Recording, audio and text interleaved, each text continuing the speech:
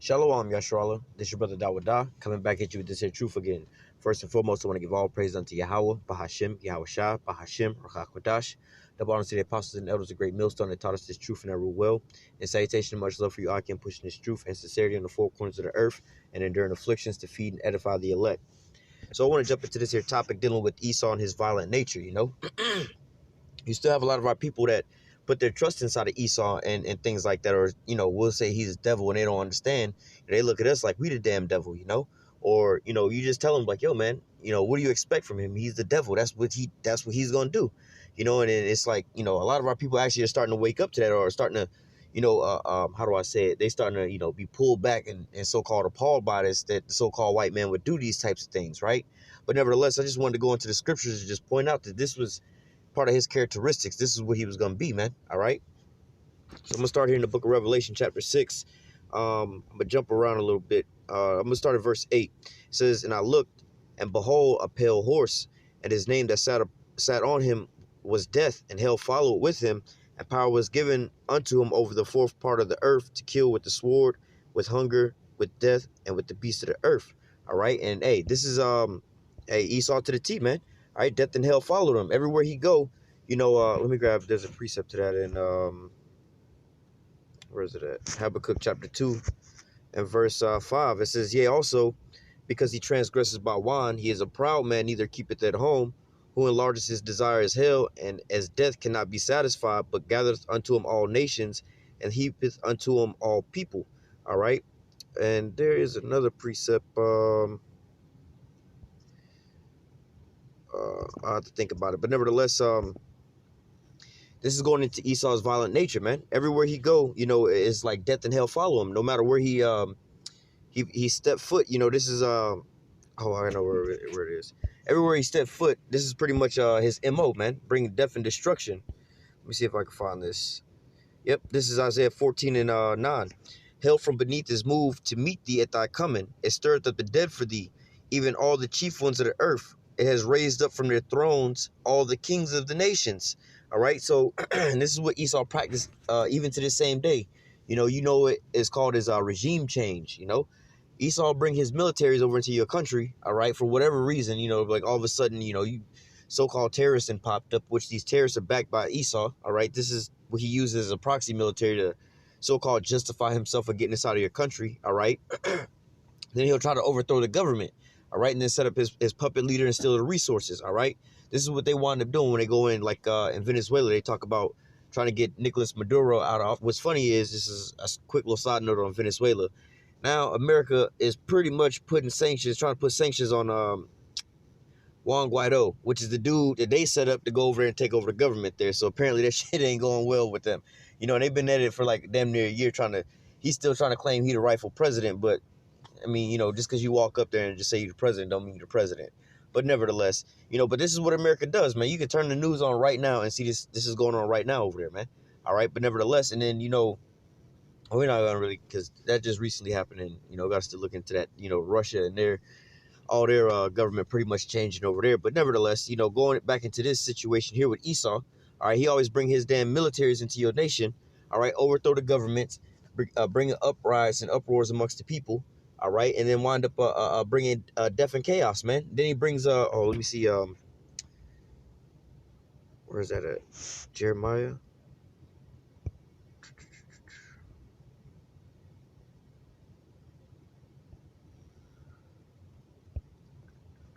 Give me 1 second. I think it's 51, maybe. Jeremiah 51 and 7. All right, because hey, the king of Babylon right now is these Edomites, right? All right, Babylon is basically is America, right? So it says Babylon have been a golden cup in Yahweh's hand that made all the earth drunken. All right, and that's what you see. America is pretty much, hey, where Satan's seed is at, man. All right, because from this here place, all right, is where all this here stuff is being spread from. This is where America. I don't know. It's damn near a tie. I was gonna say America's #1 export is either pornography or weapons. I believe it's probably pornography because it's easier just to send that shit out than it is to create bombs. But nevertheless, that's like the #1 and #2 export for America, man. Pornography and weapons, you know. And both of those is destroying not only nations, you know, people's minds and shit like that, but also it's actually killing people, you know. The majority of like I said, the majority of all these pornos and shit like that, this homosexuality is coming from over there in California and stuff like that. That's where they film and promote those things and send them overseas and shit like that, man. You know, I remember there was an article about this chick who was trying to sue this porno company in California because she was under the impression that she was gonna do some videos, but they was only gonna sell the videos to like overseas people. That these videos wouldn't be shown in America or whatever, whatnot, you know. And I'm just like, what the fuck are you even doing these videos for to begin with? You know what I'm saying? Like, what's the point? But apparently, hey, you know what I'm saying? This is, you know, just showing forth that this is one of their main exports. They, you know, promote this here wickedness. Not only that, a lot of their other wicked ways and the things that they do, you know. You see this little with the alphabet community or whatever, whatnot, you know, they wind up sending that, you know, they have a pride parade, and even in Israel right now, man, because of the fact that America's the one pushing that out. They bring it their so-called democracy over there, man. All right, so it says Babylon, Jeremiah 51:7, Babylon have been a golden cup in Yahweh's hand that made all the earth drunken. The nations have drunken of her wine, therefore the nations are mad. All right, now look, let's go into this real quick.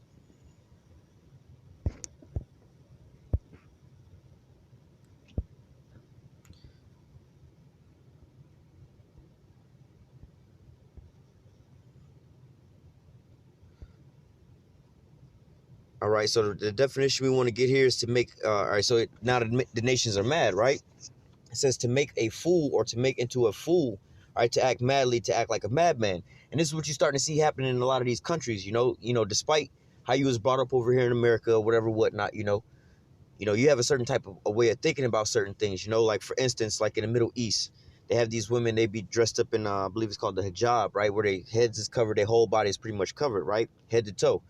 Over here in America, you know, you grow up over here, they're like, oh, that's oppressing women and so on and so forth. She need to be free to have her own way of doing whatever, whatnot. Y'all treating her like an object of this, and that, you know. Yeah, that shit sound good on paper or whatever, whatnot. But like when you put it into perspective and you look at it, like, all right, let's just look at the statistics. All right, over there versus over here. What is the rape rate like over here versus over there? More women are getting raped over here than it is over there. All right, then they would be like, you know, how many unplanned pregnancies are popping up because you know, one night stands or whatever, whatnot. How many of these promiscuous women do you have running around? How many of these, you know, so-called rape cases are popping off? You know, I say it that way because you'll have people that are you know, dressed provocatively or whatever, whatnot. You know, and somebody will wind up looking at them some kind of way or whatever, whatnot, because hey, you know, you got a big ass piece of steak in front of a starving dog. Of course, the dog gonna get a little hungry.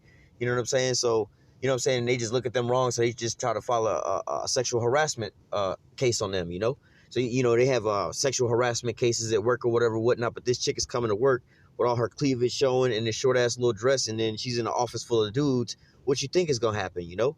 But these are the things that you got going on in America, and it's such rampant. And you know, from these so-called women's perspective, they talking about being oppressed. Like, this is way more oppressive than if you was just to be covered up to where only your man could see you like that. You know what I'm saying? And which on another sense, like, yo, if you got a man, why you what?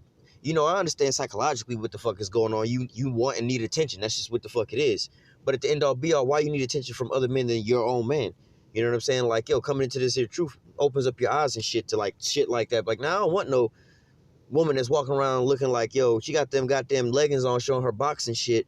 You know what I'm saying? Her whole body is exposed and shit. Like, we walking through the mall or some shit, and every man just looking at her goddamn just lusting over her. And I don't want no shit like that. You know what I'm saying? But, you know, people be like, oh, what's wrong with you? Like, no, we men's. You know, we like I like my woman to be dressed like a whore and slut and doing all that slutty shit, but in the bedroom where I'm at, you know what I'm saying? But not all up in public and shit, man. You're not supposed to be walking around dressed like a slut in public.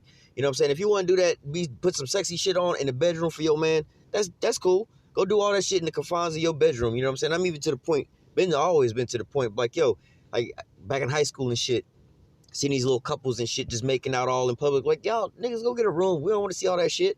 You know what I'm saying? Like, you know what I'm saying? Everybody don't need to see all that shit, man, because it start triggering things into your mind. So look, you going back, this is what wind up being spread back and forth to these countries, man. America tell you, no, that's fine. Let them have their freedoms or whatever, whatnot, man.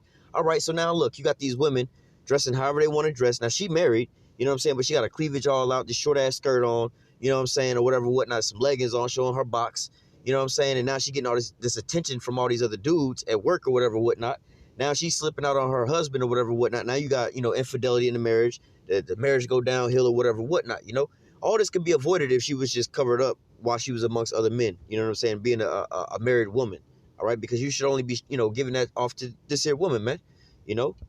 But nevertheless, you know what I'm saying? Just like a woman would want to do, like, yo, you know, you can speak sweet to me and all nice and compliment me, but I don't want you doing that to everybody else. You talk to them women out there in the rest of the world like you talk to the lady at the bank. Hey, how's it going? Whatever, whatnot. Yeah, I need this, need that.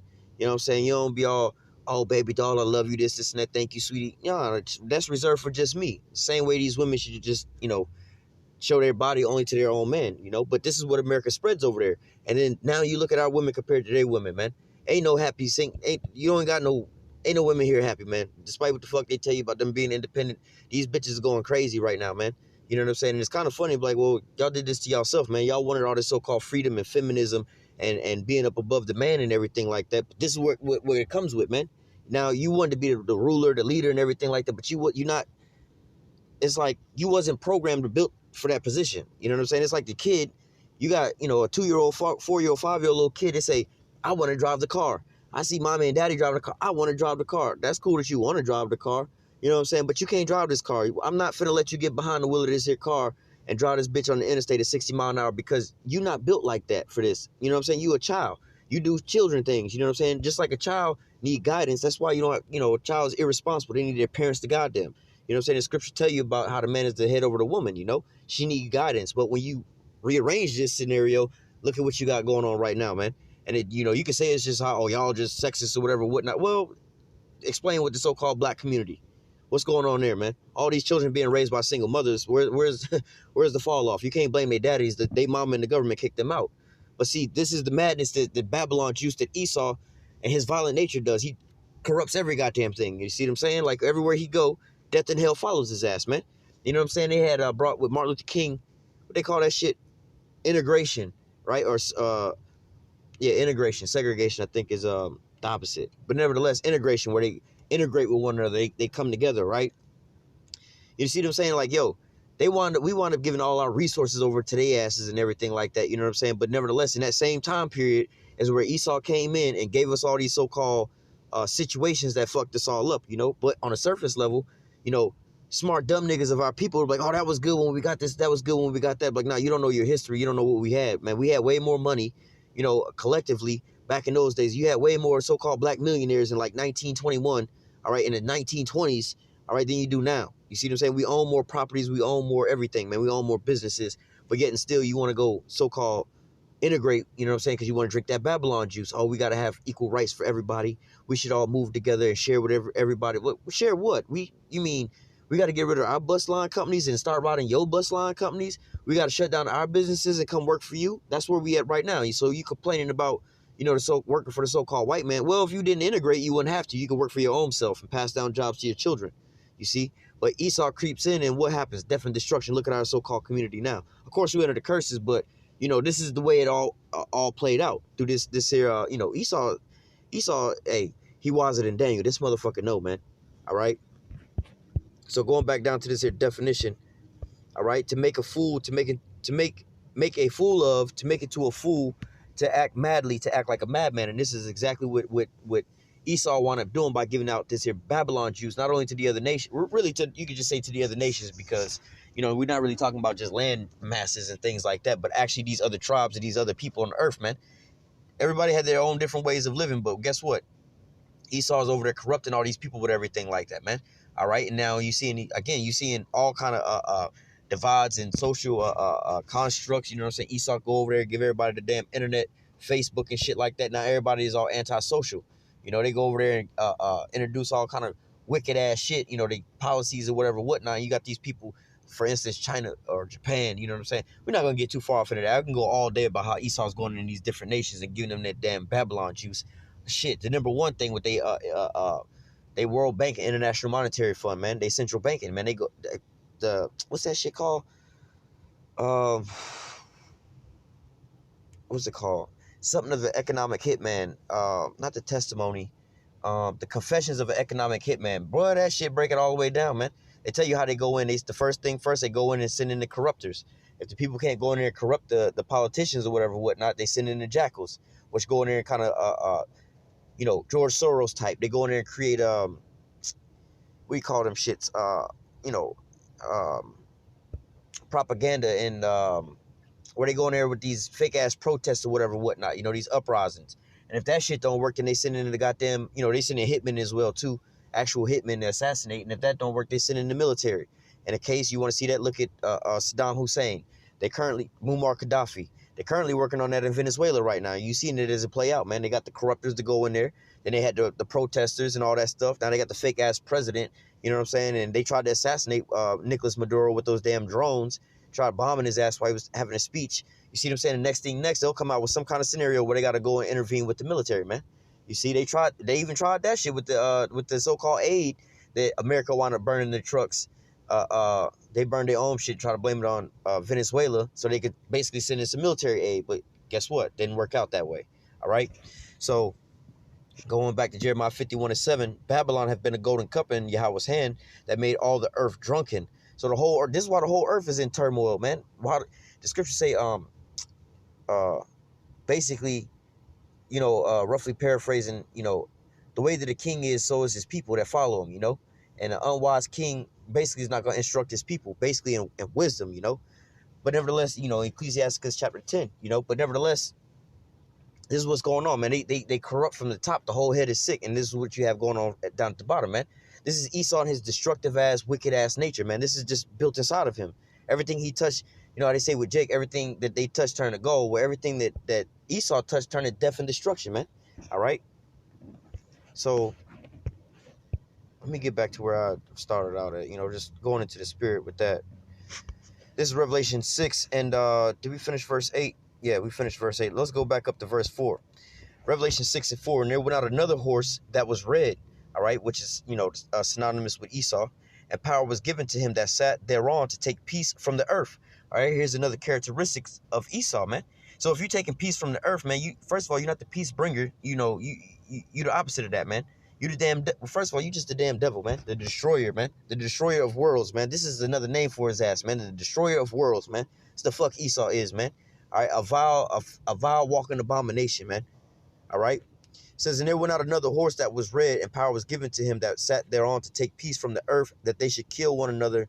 And there was given unto him a great sword. All right. And so this is why, we was just reading in verse 8 about how he was going to, death and hell followed, and basically he was killing with the sword, with the beast, and so on and so forth. Here we're reading about how he was given this great sword, right? Let's go back to find out when he was actually given that sword real quick. This is Genesis 27 and like 41 or 40.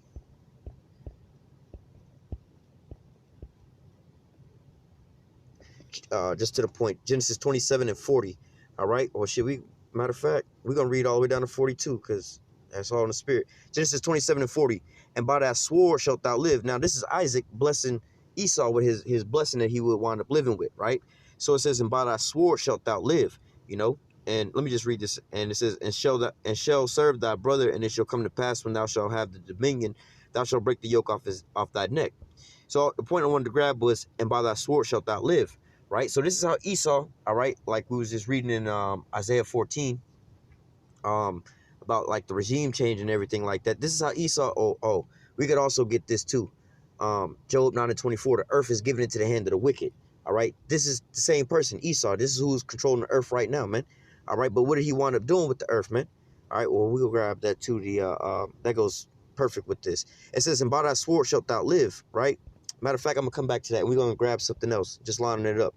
Verse 41, and Esau hated Jacob because of the blessing wherewith his father blessed him. And Esau said in his heart, the days of mourning for my father are at hand. Then will I slay my brother Jacob. So what? From the beginning, man, Esau has had from the womb, man. They were struggling in the womb before they was even born, man. All right, there was going to be two manner of people separated from the bowels, all right? But Esau hated Jacob because he was jealous over this here blessing, but it was already prophesied that the elder shall serve the younger. So it was prophesied that Jacob was going to get the ultimate blessing and Esau was going to get a temporary blessing, right? Because they basically got almost the same blessing. They both got dominion over the earth, but Esau's dominion is a temporary dominion. Jacob's dominion is an everlasting dominion. Verse 42, and these words of Esau, her older son, was told to Rebekah, And she sent and called Jacob her younger son, and said unto him, Behold, thy brother Esau, as touching thee, does comfort himself, purposing to kill thee. So, going back into that violence and that hatred that Esau had towards his brother, all right? Oh, we grabbed that too. You know, precepts. Hey, see, precepts after precepts after precepts is just popping up over this. Hey, it's just all throughout the scriptures, man. And as a side note, for anybody who still think this is the so-called white man book, man, you just lack understanding. You don't understand what the hell you're reading, man. Because this book clearly condemns him. It clearly identifies him, and it clearly condemns him. All right? So let's go back up to Genesis 27 and 40. And by thy sword shalt thou live, and shall serve thy brother. And it shall come to pass, nevertheless, I just want to get the point. And by thy sword shalt thou live. All right? Now, we want to go to the book of Jeremiah. I might have grabbed this already. Might have just been thinking about it.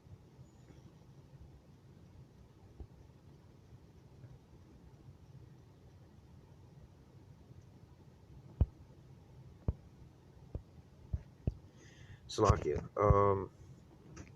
Maybe it's 50.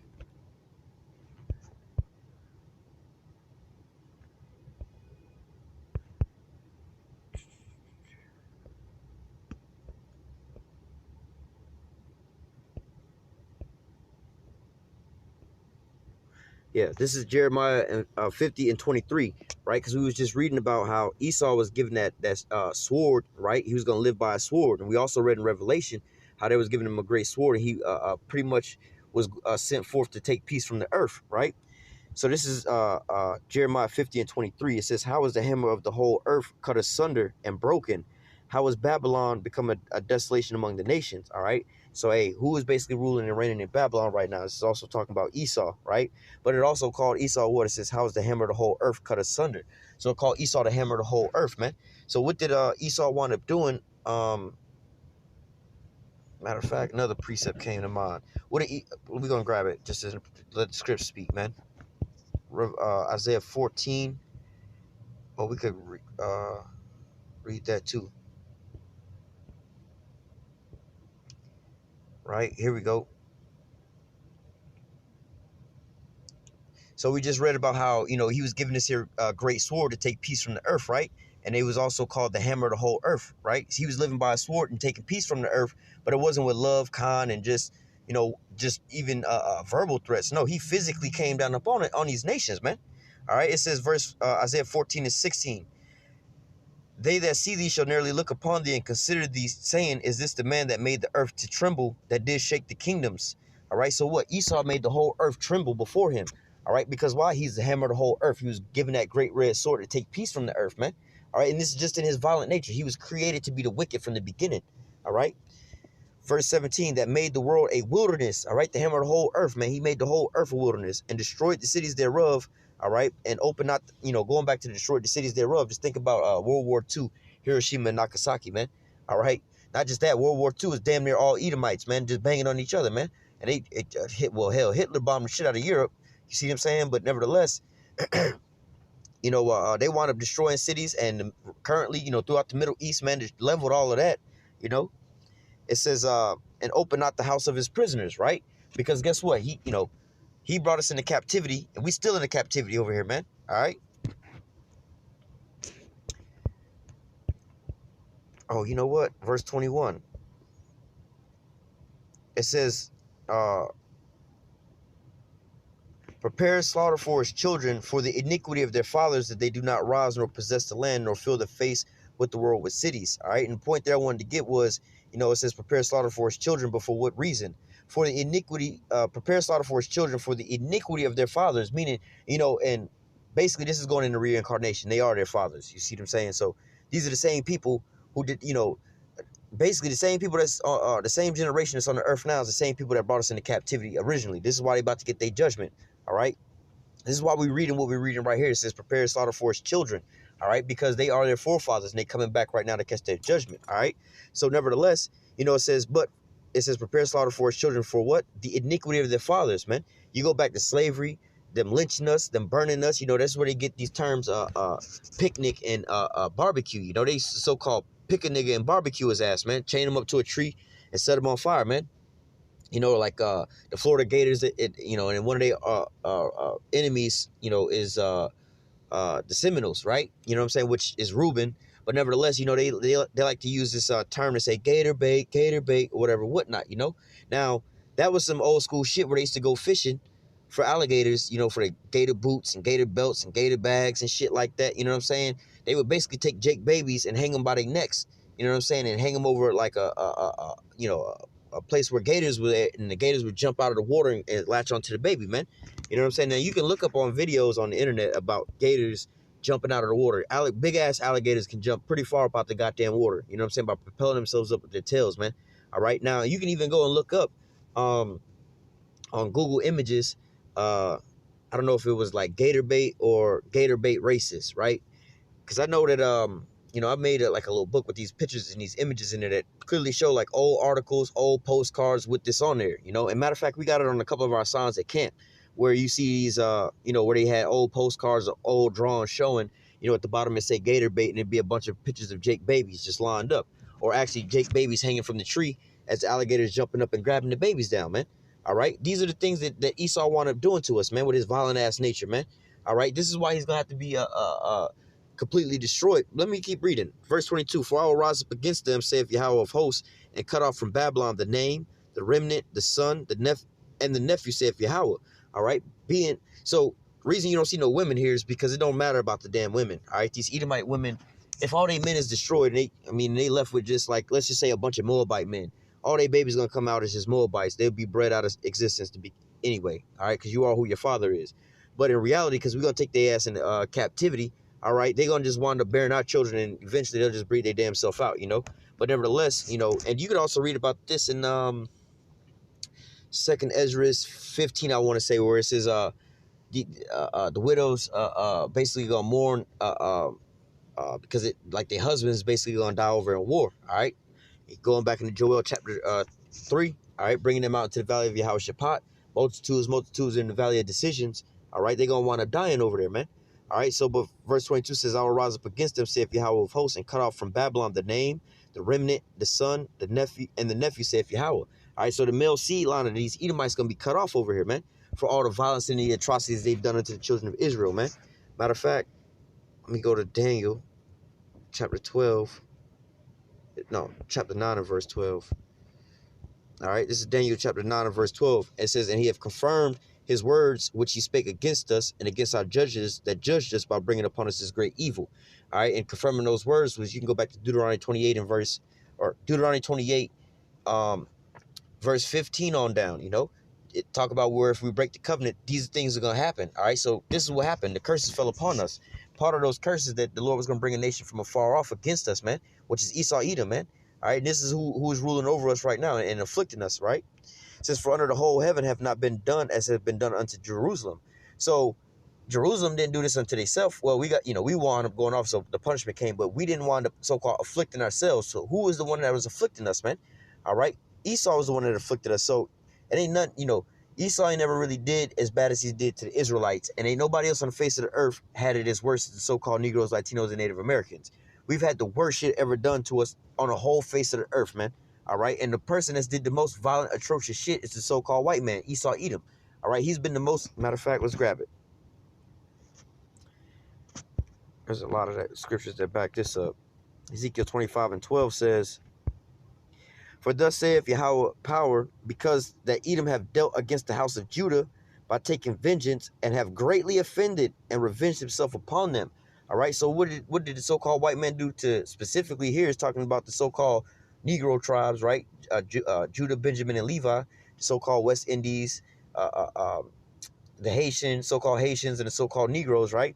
It says, thus saith Yahweh power, because of Edom, the so-called white man, has dealt against the house of Judah, all right, the so-called Negroes, by taking vengeance, right? Came back and recompensed against us, right? And have greatly offended, all right?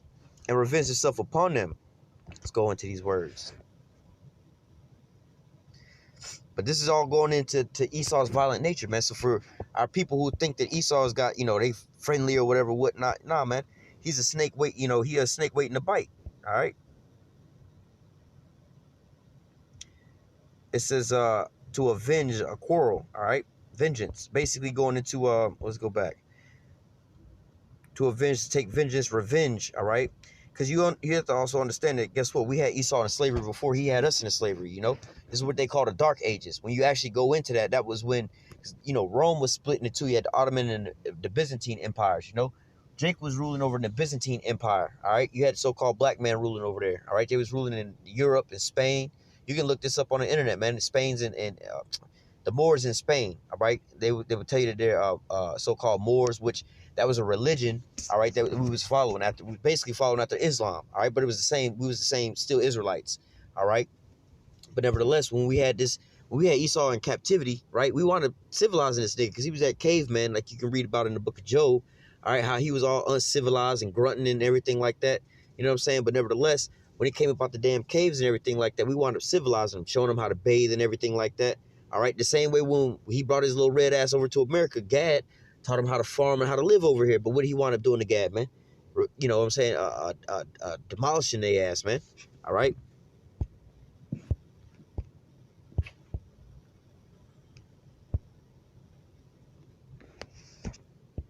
It says offend. It says to do wrong, to offend, to trespass, to commit an offense, to do injury. All right, to be or become guilty, and that's what Esau's guilty is like the scriptures say. All that devoured thee shall be devoured. You know, and you know, all that took you basically into captivity shall go into captivity. All right.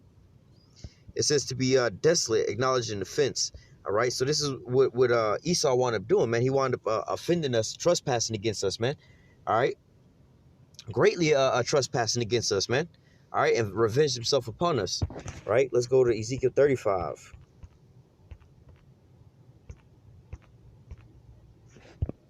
Ezekiel 35:5, because thou hast had a perpetual hatred. All right. So this perpetual hatred stemmed back to what we read in Genesis 27, all right, about how Esau hated Jacob and he purposed in his heart to kill his brother Jacob, man. That hatred is still going on to this same very day from way back then. You know, you can try to break down where the racism come from or whatever, whatnot. And some people will tell you, you know, you was born, or, you know, some retard was, well, some people would say, oh, you're retarded if you think you was born racist, because we see little babies, they don't really understand color, so on and so forth. And yeah, you're right. Little young children don't really realize about race and color and everything like that. You know, they just think they lighter skin or darker skin. But in reality, this goes back from being in the womb. This is in our DNA, man. We just read it, how Esau hated Jacob, man. And he had a perpetual, we reading it right now, he has a perpetual hatred, man. This is why he's going to get his ultimate judgment. So as long as he ain't got his judgment, he still hates us to the same day, man. All right? And not just hating us and smirking under his breath. No, he hating us and actually offending and greatly trespassing against us, man. Let me read it. Ezekiel 35:5.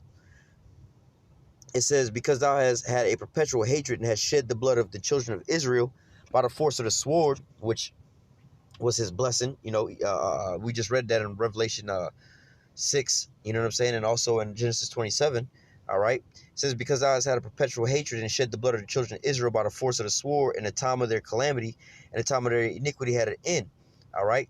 So let me read verse 6 as well. Therefore, as I live, saith Yahweh power, I'll prepare thee unto blood, and blood shall pursue thee. Since thou hast not hated blood, even blood shall pursue thee. All right, and Esau, it says, verse 5, because thou hast had a perpetual hatred and hast shed the blood of the children of Israel. All right, then down to verse 6 says he had he didn't even hate seeing blood. You know it. You know how some people like, I'm tired of killing or whatever, whatnot. I'm tired of just running through y'all niggas, right? No, Esau ain't never satisfied, man. He is his death and not satisfied, man. All right, this is his MO. This is what's built inside of him, man. All right. Is there anything else I want to grab? I might as well go ahead and close out now. I didn't grab. There's a lot of things that was just coming to mind off the top.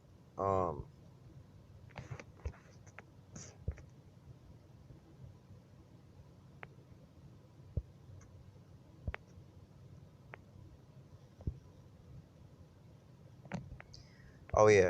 Let me grab this as well too. I'm gonna close out with this one. It says Jeremiah 51:25. It says, behold, I am against thee, O destroying mountain. Oh, I got one more precept. It says, I am against thee, O destroying mountain, saith Yahweh, which destroyeth all the earth, which we read earlier. All right, how to hammer the whole earth, destroyed all the earth, and made it desolate, and all the cities desolate. All right, the Most High is against him. All right, this is talking about Esau, Edom. It says, behold, I am against thee, O destroying mountain. All right, so his whole governmental body, his whole from top down is just nothing but a destroying hammer of the whole earth, man. They all devils, just destroying every damn thing, man. It says, behold, I am against thee, O destroying mountain, saith Yahweh, which destroyeth all the earth. I will stretch out my hand upon thee. I will roll thee down from the rocks, and I will make thee a burnt mountain. All right. And it was funny. I believe it was King David who used to paint the mountains red with these damn Edomites, man. Just roll their ass on the, down the side of the mountains till the whole mountains would be red on the side. But I was gonna grab man, it just slipped my mind. Oh yeah. Micah chapter 1. No. Malachi chapter 1.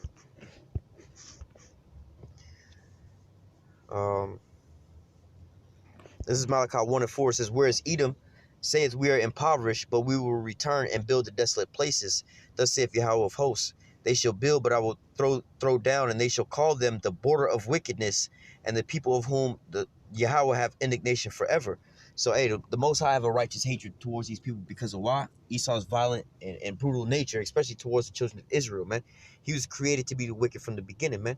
All right, this is his whole MO, and this is the things that he's going to do, man. Take peace from the earth, man. Destroy the whole earth, man. Pollute every damn thing, man. Turn everything upside down. One more precept, because it just came to mind real quick. I'm definitely closing out after this. Isaiah 24 and 5. The earth also is defiled under the inhabitants thereof. All right, and who is earth given into? Matter of fact, Salah, Job 9 and 24. Because I just read the border of wickedness. Esau is going to be called the border of wickedness, right?